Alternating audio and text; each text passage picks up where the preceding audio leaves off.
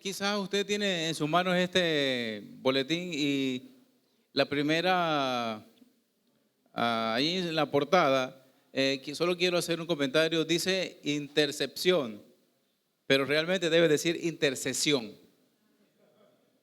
Eso fue un error el ordenador puso ahí una palabra que no era, pero debe decir intercesión. Hablando de la oración.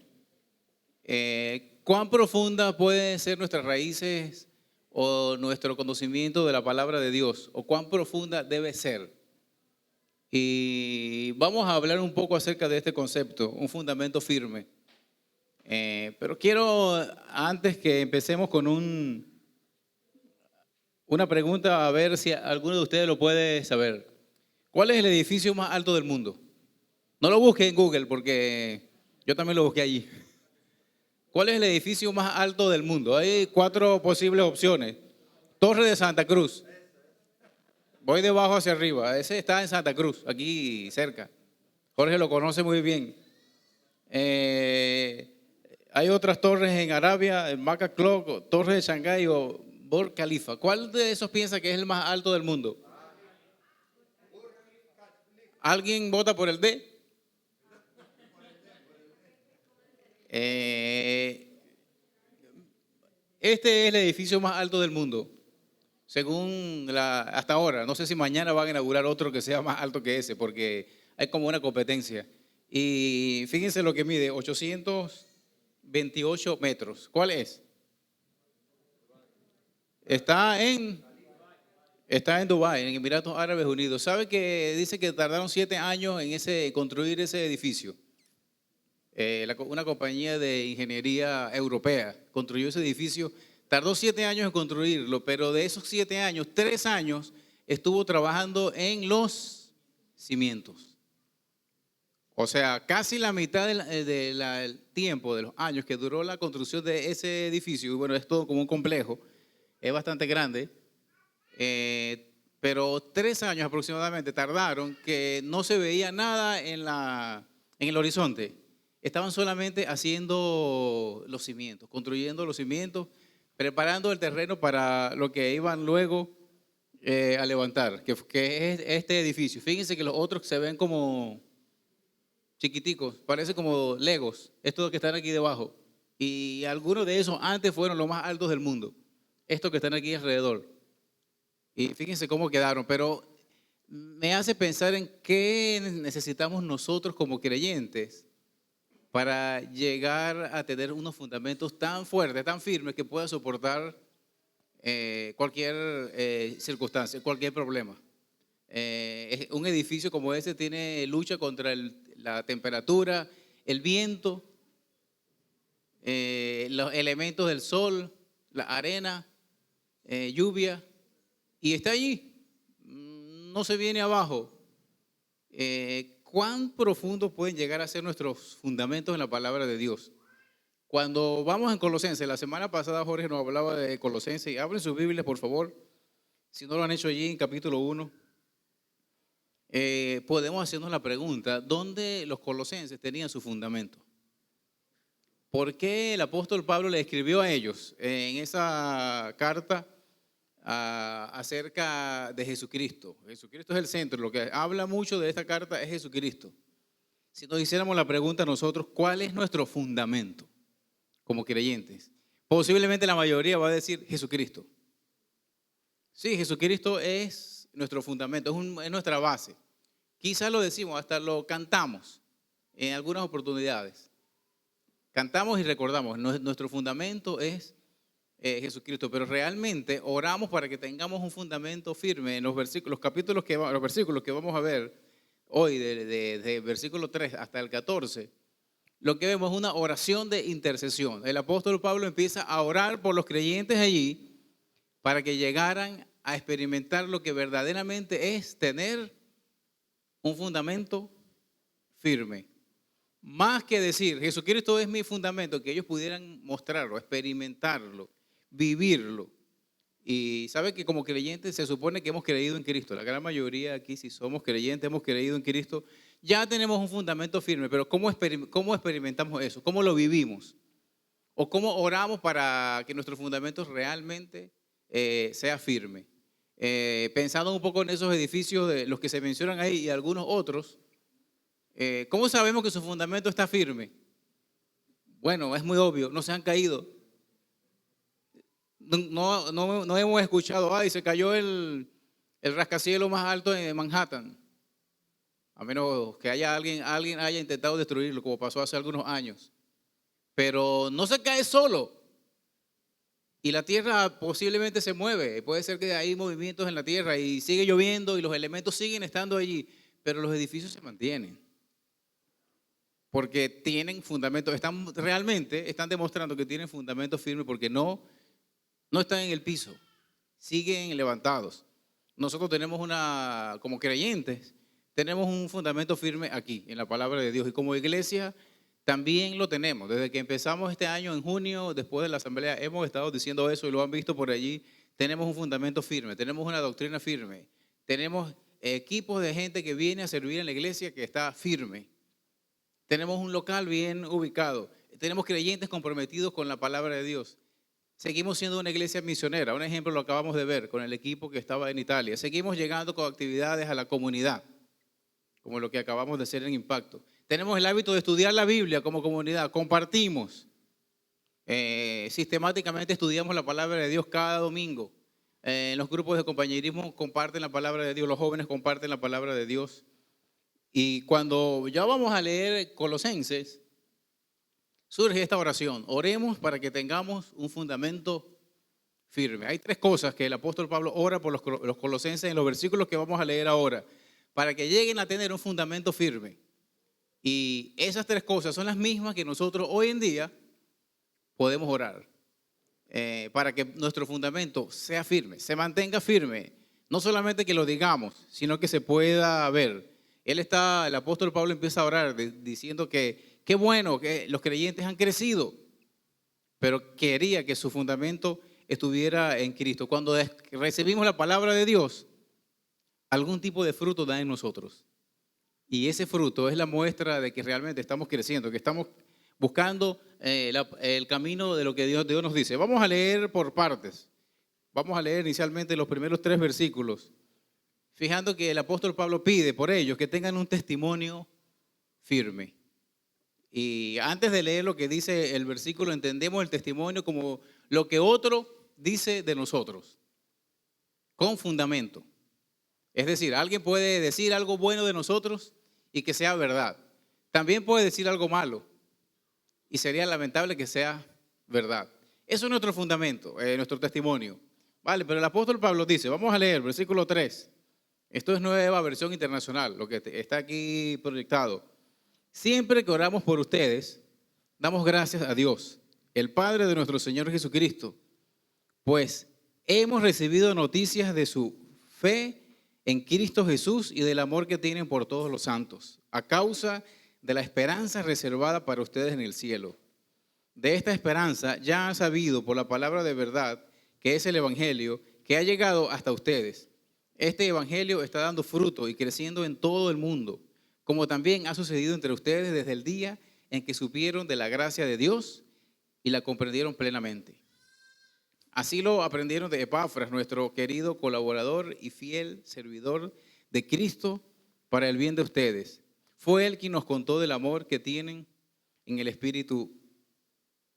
¿Qué resalta de esta oración? Hay varias cosas que resaltan y que me gustaría que podamos ver y reflexionar en un momento. El apóstol dice, lo está diciendo en nuestra traducción, dice siempre que oramos por ustedes. Pero cuando empezamos a entender lo que significa eso, está diciendo siempre oramos por ustedes. Wow, qué compromiso tenía él de orar por esos creyentes a los que posiblemente algunos no conocía. Pero dice siempre oro por ustedes. Yo no sé si a usted le ha pasado, pero yo con el tiempo he aprendido cuando digo, mira, voy a orar por ti. ¿No lo ha dicho usted alguna vez? Ahora, la pregunta no es si lo ha dicho, ¿lo ha hecho? Porque muchas veces decimos, no, hermano, voy a estar orando por ti como una manera de saludo. Sí, Dios te bendiga, estoy orando por ti. Y fíjense lo que el apóstol dice aquí, siempre que oro por ustedes. Está diciendo, y realmente lo que está diciendo es, siempre oro por ustedes. Constantemente oro por ustedes. Eso es un compromiso. Cuando decimos, mira, voy a estar orando por ti. Y luego él dice que han recibido unas buenas noticias, que la fe que estos creyentes tenían había llegado hasta él como una buena noticia. Y no solamente había llegado hasta él esa fe, sino el amor. Imagínense pensar en las distancias. La semana pasada Jorge nos mostraba un mapa de las distancias en la que estaba Colosas de Roma y de las ciudades donde el apóstol Pablo estaba. Y no fue que alguien le envió un WhatsApp al apóstol Pablo, porque no existía. Existían las cartas y estaba empezando el Imperio Romano a experimentar con el correo. Pero de algún modo al apóstol Pablo le llegó una noticia y ¿sabe qué? La noticia fue excelente. Dice, la fe de esos hermanos allá es firme. Qué bendición. Qué alegría debe haber sido para él escuchar, qué bueno, esos hermanos allá lejos se mantienen firmes en lo que han escuchado. Y no solamente se mantienen firmes en la fe, sino que se aman unos a otros. Es la otra cosa que él menciona aquí. Recibió la noticia de su fe, de la fe que tenían en Cristo y también noticias de que eran una comunidad de creyentes que realmente mostraba el amor de Cristo. Es decir, tenían una buena relación entre ellos. No está diciendo que no tenían problemas, que era una iglesia perfecta, que no había dificultades. Está diciendo que tenían amor unos con otros, que había una relación de hermandad, de fraternidad. Quizás se podía experimentar ese término que a veces decimos, la iglesia era una familia grande, una familia compuesta por familias. Qué bueno sería que nuestra fe pudiera ser reconocida así, y no para que estemos orgullosos y digamos, oye, sí, todo el mundo sabe de aquí de nuestra fe. No, sino para que nuestro testimonio sea agradable, sea firme. Quizás que otros puedan ver realmente que la fe que tenemos en Cristo, el amor que decimos que tenemos como hermanos, sea firme, que otro lo vea. Imagínense el impacto que puede tener, que pudo haber tenido en esa comunidad, en esa ciudad, esa iglesia. Si había llegado hasta Pablo a cientos de kilómetros de distancia ese mensaje, ¿cómo sería la comunidad donde esa iglesia estaba? Donde esos creyentes estaban. Mostrando fe, mostrando amor entre ellos, mostrando un testimonio que no era malo. Quizá usted ha escuchado en algún momento una mala historia de algún creyente. Yo también he escuchado. Tristemente, a veces escuchamos historias tristes y desagradables, de pecado, de mal testimonio de otros creyentes. ¿Y cómo nos sentimos? ¿Qué se siente? Nada bueno, nada agradable. Uno se siente horrible, fatal, porque está escuchando algo que es verdad de un hermano, aunque quizás ni lo conocemos. Pero es de un hermano que comparte nuestra fe y está andando de una manera que desagrada a Dios. Qué tristeza. Nosotros no queremos ser motivo de tristezas. Queremos más bien que nuestro amor, nuestra fe sea conocida, y eso va a hacer que nuestro testimonio realmente sea firme. También dice el apóstol allí que ese amor y esa fe que esa comunidad, que esos hermanos mostraban, era por la esperanza que tenían. Es decir, ellos estaban claros en la esperanza que tenían de la herencia en Cristo. Era la motivación para mostrar ese amor, era la motivación para mantenerse firmes. Es decir, sabían que tenían una herencia viva en Jesucristo y eso les motivaba a mantenerse firmes. Es decir, no estaban yendo en el camino del evangelio solo por rutina. Esa era la razón por la que se amaban. Sabían al Cristo a quien servían, sabían la herencia que tenían reservada en los cielos. Y eso no es otra cosa que el evangelio de la gracia. La semana pasada hacíamos referencia a eso. Ellos entendían esa herencia que tenían y esa promesa de vida eterna, que era real. Y eso les animaba a mantenerse firme. Quizá un ejemplo muy pequeño de eso Cuando alguien tiene un empleo y tiene un sueldo muy alto, esa es su motivación. Lo motiva, va a trabajar y quizás hasta sufre, trabaja horas extra porque sabe que al final de mes va a recibir un sueldo muy alto y le va a permitir gastar todo lo que quiere y no va a tener dificultades económicas. Ahora, ¿qué pasa cuando el sueldo no es tan alto? Que no le alcanza para comer y pagar el alquiler. ¿Cómo está la motivación de esa persona? Está muy triste, está desanimado. Nosotros tenemos una motivación de vida eterna, que es una herencia mucho mayor que la que merecemos y aún que la que necesitamos. Y eso es lo que nos mantiene animados.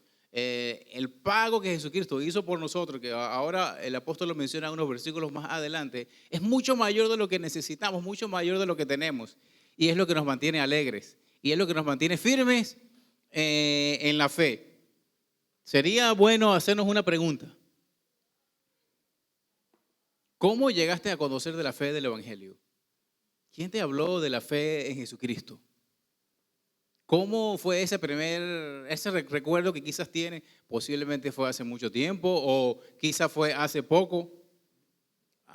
¿Cómo fue ese momento? ¿Está dando en tu vida frutos realmente de esa fe, de esa creencia real en la obra de Jesucristo desde ese momento? El Evangelio llega a nuestra vida para dar fruto. No llega a nuestra vida para que estemos estancados, para que tengamos una vida como aburrida o una vida sin fruto, una vida como pasota, alguien diría eso, que no da nada fruto, que está como, no hace nada. El Evangelio llegó a nuestra vida para dar fruto. Desde el día que lo supieron, la gracia de Dios y la comprendimos, dice ahí, no ha dejado de dar fruto. Dice en otra versión ese mismo versículo, esta buena noticia que llegó a ustedes, ahora corre por todo el mundo, da fruto en todas partes, mediante el cambio que produce, así como les cambió la vida a ustedes desde el día que oyeron y entendieron la primera vez la verdad maravillosa de la gracia de Dios. Yo no sé en qué momento cada uno aquí llegó a conocer a Cristo, pero la palabra de Dios es real en nosotros y esa confesión de fe que en algún momento llegamos a hacer es real en nosotros cuando lo entendimos desde el primer momento y desde ahí no deja de dar fruto. ¿Puede decir amén? No deja de dar fruto, es decir, un creyente no deja de dar fruto. Lo está diciendo Pablo ahí y está orando para que los creyentes experimenten eso. Y nosotros como creyentes, como iglesia, podemos experimentar eso. Hemos recibido la buena noticia. Algunos hace mucho tiempo, otros hace quizás menos, pero la razón y el propósito por la que la recibimos es para que no dejemos de dar fruto. La obra de Dios no se detiene en nosotros. El Evangelio de la gracia es real, nos ayuda a crecer, no se detiene, no se estanca, no se queda apagado, no se desanima, produce cambios duraderos, cambios radicales en la vida que no se pueden revertir. Cuando comprendemos esa gracia de Dios verdaderamente, entonces es lo que hace que nuestro testimonio resalte, que otro vea una vida transformada. La palabra de Dios nos anima, que ese evangelio de la gracia siga creciendo, siga avanzando y siga dando fruto. Si lo hemos recibido, no hay excusa ni hay razón para no dar fruto, para no tener un testimonio agradable a los ojos de Dios. Que nuestro testimonio se mantenga firme y que podamos ser agradecidos y que podamos orar para que nuestro testimonio se mantenga firme, no porque queremos decir, mira, tengo 45 años desde que recibí a Cristo y tener como un currículum, sino para que podamos ser agradecidos con Dios y podamos glorificarle porque su obra es grande en nosotros y era grande en la vida de esos creyentes porque dice ahí en los versículos 7 y 8 que recibieron el evangelio a través de esta persona que no conocemos mucho. Jorge hablaba un poquito de él la semana pasada. No conocemos mucho de Epafras, pero sí sabemos que fue el que les llevó el evangelio y fíjense cómo lo define: colaborador y fiel. Llevó el evangelio y los creyentes estaban imitando eso. Probablemente la persona con la que tú compartiste el evangelio o con la que aprendiste del evangelio tiene esas mismas características: colaborador y fiel. posiblemente tiene las mismas características. Otra persona, no sé quién te compartió el evangelio, pero fue alguien colaborador y fiel. Y hoy en día quizás el fruto lo estás dando gracias a la obra de Dios. Y nosotros podemos seguir dando ese fruto. Pablo había escuchado de ellos y tan grande fue el cambio que se hablaba de esos creyentes en muchas partes. ¿Habla otro de tu fe verdadera? Es una buena pregunta que podemos hacer y yo me la he estado haciendo por varias semanas. Más de lo que pensar en lo que hacemos, pensar en nuestra fe. ¿Habla otro de que realmente ha cambiado tu vida desde el momento que llegaste a conocer a Cristo? ¿Habla otro de eso? Me gustaría que pensemos en eso y reflexionemos en eso. Porque el apóstol sigue hablando y él luego sigue en su oración diciendo que oremos para que entendamos la voluntad de Dios. ¿Cuántos de aquí quieren saber la voluntad de Dios? ¿Cuántas veces usted se ha hecho esa pregunta? Ay, me voy a casar con esta persona, ¿será la voluntad de Dios? ¿O debo meterme en esta deuda, será la voluntad de Dios? ¿O debo ir a viajar a tal sitio, será la voluntad de Dios? ¿Será la voluntad de Dios que yo haga? ¿No ha dicho usted alguna vez eso? ¿No le ha pensado? Bueno, aquí está la respuesta. Fíjense lo que dice el apóstol Pablo. Por eso, versículo 9, me pueden acompañar allí en la lectura, creo que sí está aquí. Por eso, desde el día que lo supimos, no hemos dejado de orar por ustedes. Pedimos que Dios les haga conocer plenamente su voluntad, con toda sabiduría y comprensión espiritual, para que vivan de manera digna del Señor, agradándole en todo. Esto implica dar fruto en toda buena obra, crecer en el conocimiento de Dios y ser fortalecidos en todo sentido con su glorioso poder. Así perseverarán con paciencia en toda situación, dando gracias con alegría al Padre. Él los ha facultado para participar de la herencia de los santos en el reino de la luz. Si se dan cuenta, otra vez el apóstol Pablo vuelve a decir, no hemos dejado de orar por ustedes. Qué bueno pudiera ser que nosotros cuando veamos a alguien a la que le hemos dicho en algún momento, mira, voy a orar por ti, pudiéramos decirle eso, siendo verdad. No decirlo porque solamente decirlo. Decir, mira, sí, sigo orando por ti y después voy caminando. No sé cuándo fue la última vez que oré por esa persona. Sino que pueda ser de verdad, que podamos decir, mira, he orado, qué importancia cuando decimos, he orado por ti y realmente lo hacemos. Y fíjense, veamos la oración del apóstol Pablo, que Dios les dé conocimiento, que sean llenos del conocimiento de la voluntad de Dios en toda sabiduría y comprensión espiritual. Si usted está buscando la voluntad de Dios, ore por esto, que Dios le haga conocer plenamente su voluntad. Y ahí está el propósito por el cual nosotros buscamos lo que es conocer la voluntad de Dios. Dice en otra versión, le pedimos a Dios que les dé pleno conocimiento de su voluntad y que les conceda sabiduría. Entonces, si deseamos orar por alguien, esto es un buen ejemplo. Esto es un buen motivo de oración por alguien. Si deseas orar por ti mismo para que llegues a conocer la voluntad de Dios, aquí tienes un buen ejemplo, un buen motivo. Pide dos cosas, sabiduría y comprensión. ¿Con qué propósito dice el apóstol Pablo que debemos orar por eso? Y lo dice en los versículos. Vamos a leerlo juntos. Está aquí. Le pedimos a Dios que les dé pleno conocimiento y que les conceda sabiduría y comprensión. ¿Comprensión? Espiritual. ¿Por qué? ¿Con qué propósito el apóstol pide eso? Miren lo que dice el versículo 10. Para que podamos vivir como le agrada al Señor. Allí está la clave. Él está pidiendo, está diciendo, oro para que lleguen a tener conocimiento de la voluntad de Dios, pero con este propósito. Para que podamos vivir como le agrada a Dios. Una vida digna de un hijo de Dios. Agradar a Dios en todo lo que hacemos, en la obediencia. Dar fruto como le agrada. Hablar como le agrada. Pensar como le agrada. Un edificio alto, como veíamos hace un momento. soporta toda la presión porque alguien hizo unos cálculos y diseñó un tipo de estructura para que no cayera abajo.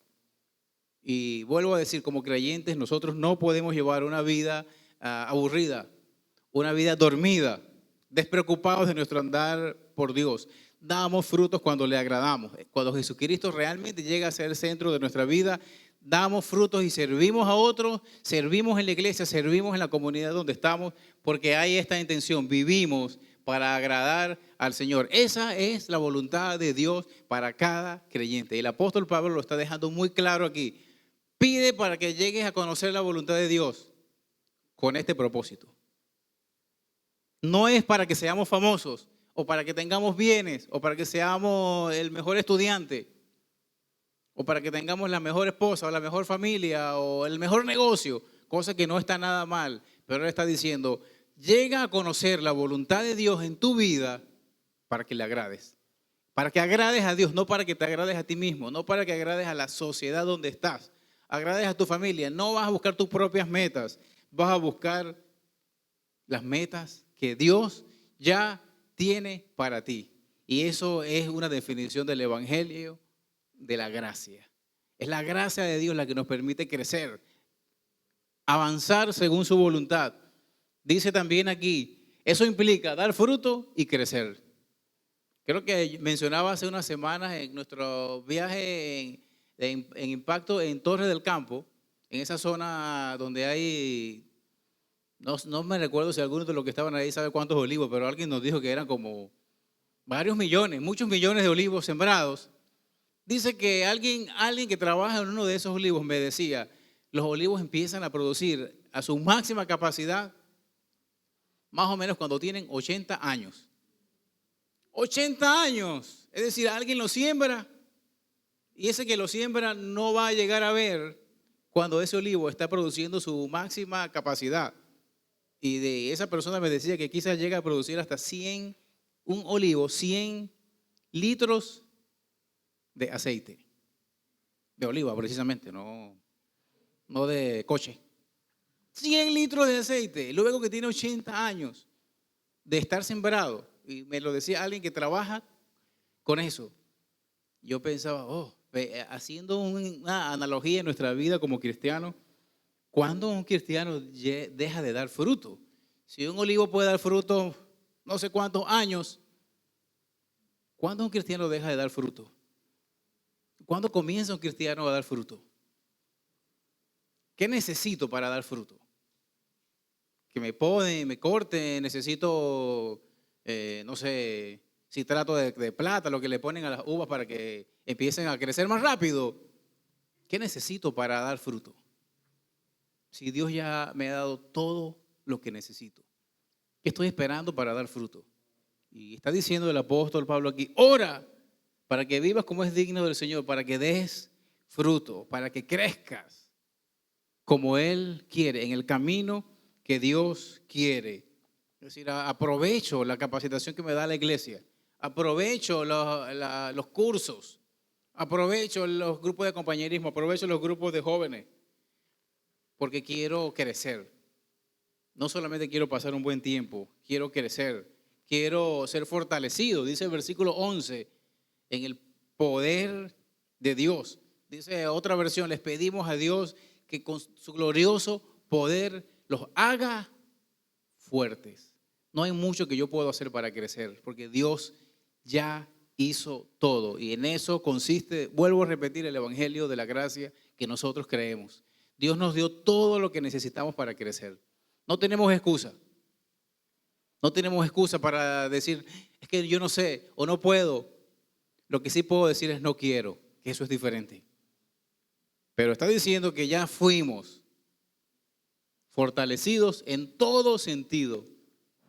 ¿Con qué propósito? Dice para que perseveren, para que puedan soportar todo, así como ese edificio que veíamos hace un momento, 828 metros, casi 1 kilómetro de alto, imagínense. Puede soportar todo el peso y la presión de ser tan alto. Dios ya nos preparó para que pudiéramos soportar las dificultades que enfrentamos bien en nuestra vida.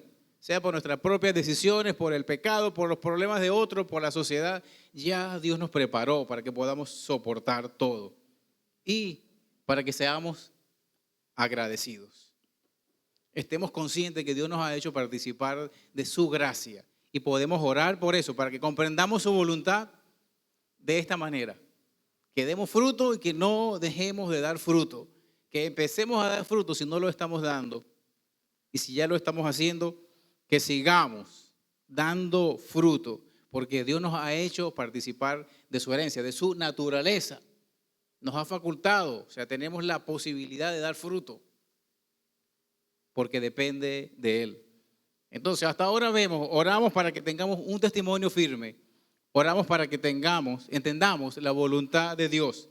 Los versículos que nos quedan, los dos últimos versículos, dicen: Él nos libró del dominio de la oscuridad y nos trasladó al reino de su amado Hijo, en quien tenemos redención, el perdón de pecados. Oremos para que nos mantengamos firmes en la fe en Jesucristo. Probablemente estos dos versículos de Colosenses, que parecen muy cortos, define de manera más resumida de muchas de las enseñanzas que encontramos del apóstol Pablo, no solamente de Colosenses, cualquiera de sus cartas. Probablemente estos dos versículos resumen muy, muy brevemente y muy poderosamente lo que es el Evangelio de la gracia. Fíjense lo que dice: Él, Jesucristo, nos libró del dominio de la oscuridad y nos trasladó al reino de su amado Hijo, en quien tenemos redención, el perdón de pecados. Un resumen poderoso de nuestra fe. Creemos en Jesucristo, quien nos ha sacado del pecado, nos ha traído a la luz, quien nos redimió y nos perdonó. Y vuelvo a preguntar, ¿qué más necesitamos? Además de lo que dice allí, no necesitamos nada. Lo que necesitamos es mantener firme nuestra convicción de que Dios nos ha sacado de una vida de pecado y nos ha llevado a la luz. Y podemos pensar por algunos momentos, ¿qué tal era nuestra vida antes de conocer a Cristo? ¿Cómo era? No tenía sentido quizás, no teníamos propósito, pero ahora Dios nos ha llevado a la luz. Esos versículos sería interesante pensar en memorizarlos, porque define de una manera muy clara lo que Dios, a través de la obra de Jesucristo, hizo por ti y por mí. Nos ha traído a la luz, nos ha redimido. ¿Sabe que ese término redimido nosotros no lo usamos mucho? En nuestra cultura no se usa mucho esa expresión, pero quiere decir que alguien ha pagado, alguien voluntariamente pagó tu deuda y no te la cobra. Es decir, nos dio la gracia, nos dio un favor. Alguien pagó lo que era tu deuda, mi deuda. Es lo que significa redimidos. Dios hizo eso con nosotros a través de Jesucristo. Pagó nuestra deuda y no nos está cobrando, ni lo va a hacer, porque lo hizo gratis, lo hizo por amor, lo hizo por su gracia. Es decir, todo lo que somos, lo que hacemos, lo que anhelamos, lo que esperamos, lo debemos a Él y no tenemos deuda. Qué bendición, ¿verdad? Dios nos rescató del poder de la oscuridad y nos hizo entrar en el reino de su amado Hijo Jesucristo. Pagó el precio de nuestra libertad y así tenemos el perdón de nuestros pecados. Esa es la fe que nosotros profesamos. Es la esperanza que tenemos del perdón de pecados y somos redimidos a través de Jesucristo. Es decir, no podemos ser movidos de eso. La semana pasada Jorge hizo un examen, no sé si alguno lo recuerda. Y recordaba que durante los días de impacto hicimos un examen un poco más largo, 30 preguntas, más o menos parecido a lo que Jorge nos mostró aquí. Y algunas de las preguntas de ese examen nos hacían como dudar acerca de qué entendemos nosotros por quién es Jesucristo. ¿Qué ha hecho Jesucristo? ¿Qué nos ha dado Jesucristo? ¿Cómo nos ha dado la salvación, hermanos? Nosotros no podemos tener duda.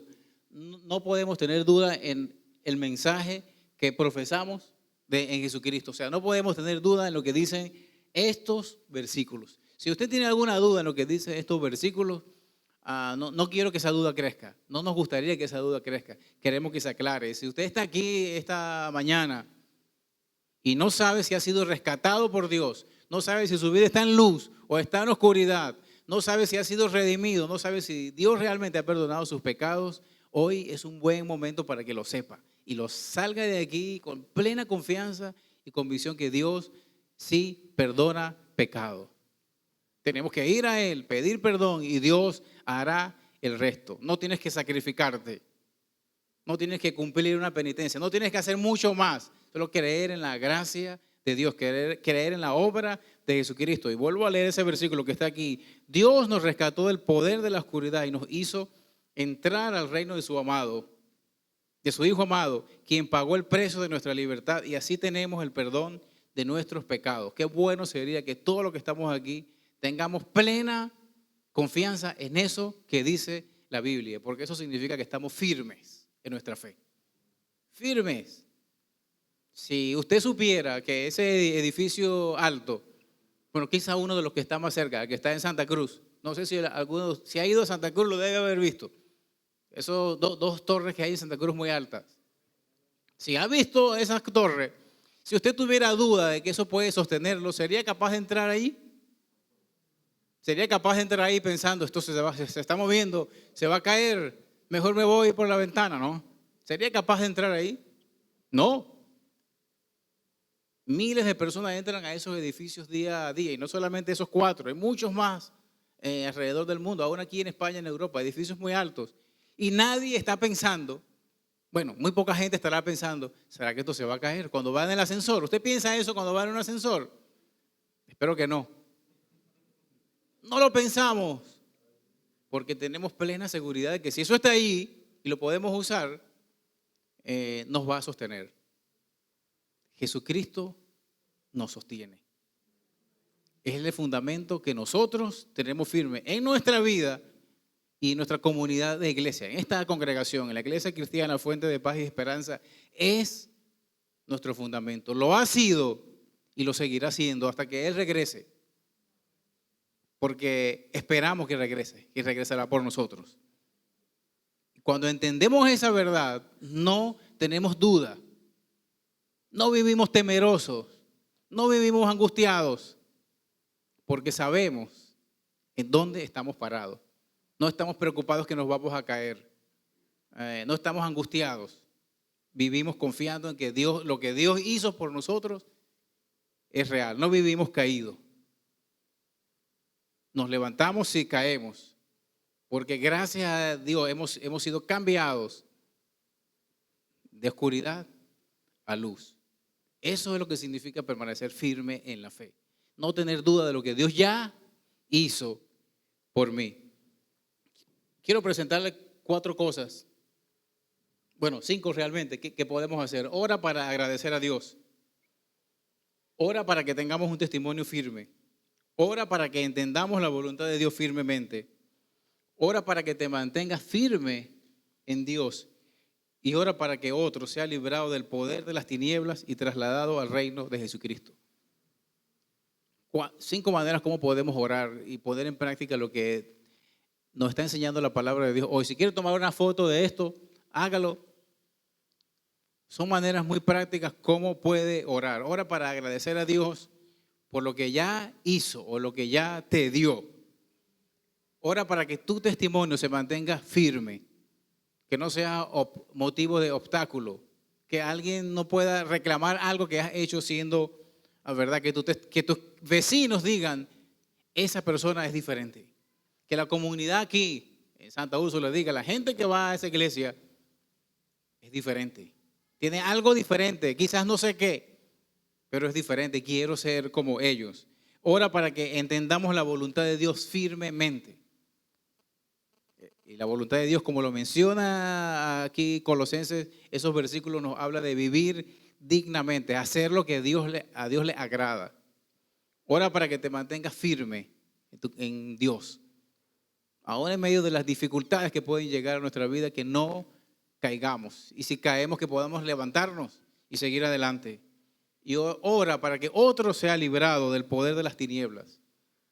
otra gente que está en la misma oscuridad que muchos de nosotros estábamos antes, o todos, necesita también de esa luz. Vamos a orar. Señor, gracias te damos en esta mañana. Gracias por tu palabra que nos anima y también nos alienta a seguir manteniéndonos firmes en lo que tú nos has dado, en lo que has hecho por nosotros. Gracias por esta enseñanza hoy. Gracias porque nos ayuda a entender cómo orar por otros y también cómo orar por nosotros mismos. Gracias porque tu palabra y la obra de Jesucristo es la que hoy nos mantiene firmes. Firmes en ti, con un testimonio firme, con una creencia firme y también con una vida firme, sustentada en tu palabra. Señor, que cada uno de los que estamos acá podamos agradecer, podamos interceder por otros con alegría de esta manera. Aún podamos interceder por nosotros mismos con la intención de que nuestra vida sea agradable a ti en todo momento. En el nombre de Jesús oramos. Amén. Que Dios nos bendiga.